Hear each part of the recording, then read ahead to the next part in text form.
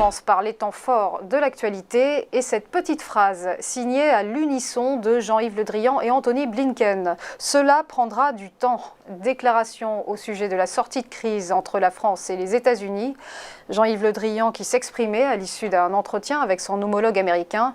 La France qui avait haussé le ton après l'annulation du méga contrat conclu avec l'Australie pour des sous-marins conventionnels. Contrat, vous le savez, finalement signé avec les États-Unis, avec lesquels Canberra a signé un pacte stratégique dans la zone Indo-Pacifique, ainsi qu'avec le Royaume-Uni. Les ambassadeurs français de Washington et Canberra avaient été rappelés, provoquant une crise diplomatique. Depuis, Emmanuel Macron et Joe Biden ont décidé de lancer des consultations approfondies pour garantir le retour de la confiance. Mais cela requiert des actes, selon Jean-Yves Le Drian.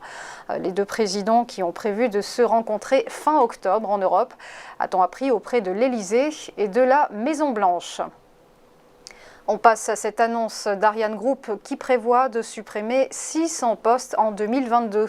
La France et l'Allemagne sont ainsi concernées. Le site de Vernon, dans l'Eure, sera impacté avec le transfert de la production du moteur Vinci d'Ariane 6 vers l'Allemagne.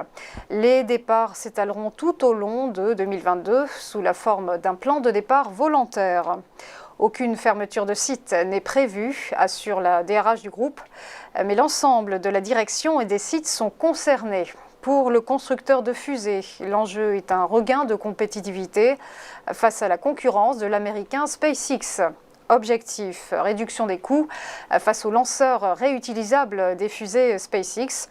Ariane Group, qui emploie 7600 salariés, a réalisé 2,5 milliards d'euros de chiffre d'affaires en 2020.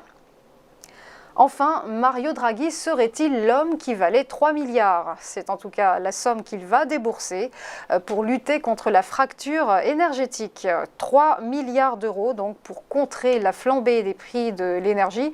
C'est donc la promesse du président du Conseil italien.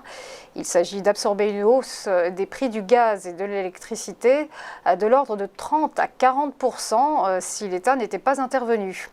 Devant le patronat, il a en outre assuré que les impôts n'augmenteraient pas, ce qui lui a valu une longue ovation par son auditoire. Draghi a par ailleurs promis la suspension des contributions liées au gaz et à l'électricité pour les ménages et les PME. Précisons que l'Italie connaît un rebond spectaculaire de son économie. Elle a notamment revu ses prévisions de croissance à la hausse, plus 6% attendu. Principal bénéficiaire du plan de relance européen, la péninsule a d'ores et déjà reçu 25 milliards d'euros d'aide de Bruxelles sur les 191,5 millions de prévus. On passe au point boursier. Petit rappel de la clôture des marchés financiers hier. Le CAC a terminé sa semaine sur une belle hausse, la troisième consécutive, plus 0,98% à 6701 points. À la bourse de Francfort, le DAX s'est montré vigoureux également, un gain de plus 0,88%. Idem pour l'IBEX, plus 0,78%. Du côté de Londres, le FTSE restait stable, micro-chute de 0,07%. Des paillettes à Wall Street, le Dow Jones a brillé en prenant 1,48%, tandis que le Nasdaq, lui, enregistrait une progression de 0,92%. Et le S&P 500 n'était pas en reste, signant un petit bond de 1,21%. Voilà, restez avec nous, à tout de suite pour ChronoCAC.